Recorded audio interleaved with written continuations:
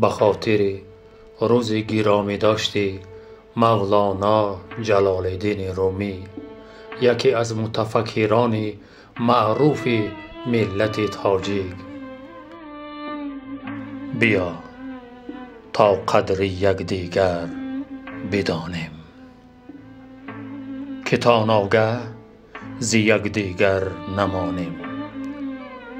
چو مومن آیین مومن یقین شد، چرا با آینه ما روگرانیم؟ کریمان جان فدای دوست کردند، سگی بگذار ما هم مردمانیم.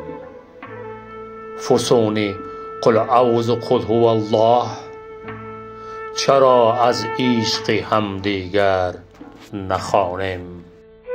غرضها تیره دارد دوستی را، غرضها را چرا از دل نرانیم؟ گهی خوشدل شوی از من که میرم، چرا مرده پرست و خصم جانیم؟ چو بعد از مرگ خواهی آشتی کرد، همه عمر از غمت در امتحانیم. کنون پندار مردم آشتی کن، که در تسلیم ما چون مردگانیم.